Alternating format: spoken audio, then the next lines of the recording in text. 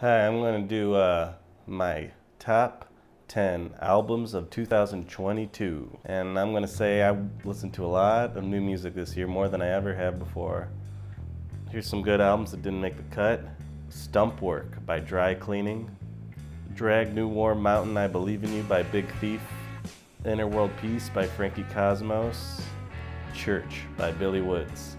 Also Ethiopies by Billy Woods is also about as equally as good. And number 10, we got 90 in November by Y Bonnie. This is an artist that kind of just came into my Discover Weekly, and yeah, I checked out the album, and I love it. It's very catchy, just good, sad girl indie rock stuff. Number 9, Pompeii by Kate LeBon. This album's only 9 tracks long. There's one song that's a skip, but you can't go wrong with this album. Number 8, we got God's Country by Chat Pile.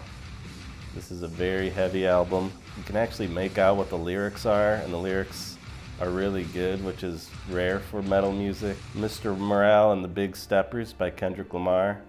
This album suffers a little in that it's a double album, and there's some tracks, mostly on the second half of the album, that I just don't really think are very good. But there's some of the best songs of his whole career on this album. Number 6, Wet Leg by Wet Leg. Great indie rock, very catchy, funny lyrics. Eatetrix Goes to Hell by Eatetrix. I don't see people really talking about this album. My buddy Wes turned me on to this, and it's really great. It has some Deerhoof energy, but like darker. Great weird album art as well. Alex G's God Save the Animals at number 4. This album took me a while to realize how great it is. At first I thought like, oh, this is just a good Alex G record.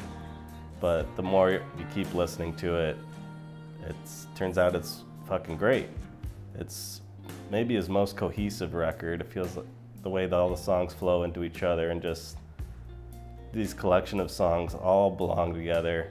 And number 3, we got When the Wind Forgets Your Name by Built to Spill. This is the best Built to Spill record in a long time. This entire album is good. There's no skips on it. Number 2, I got Deep in View by Cola. Cola is a new band kind of formed by 2 of the members of Ought, which is a great post-punk band that broke up recently that I loved. Cola has a lot of the vibes that Ought did, some chill post-punk energy. I love every track on this album. Highly recommend this. I don't see people talking about this album, but this is a great album. Number 1, I got Boat Songs by MJ Lenderman. I love MJ. I've seen him twice this year, and this album is perfect. Just really great lyrics, sometimes really funny, sometimes sad. It's just like kind of like indie country. I don't know how to describe his genre exactly. It's just good as hell. You just gotta listen to this album. Boat Songs. That's my list. What were your favorite albums of the year? Got a big Spotify playlist if you care to check that out. Over 400 songs. Put that on shuffle, give it a listen. Bye.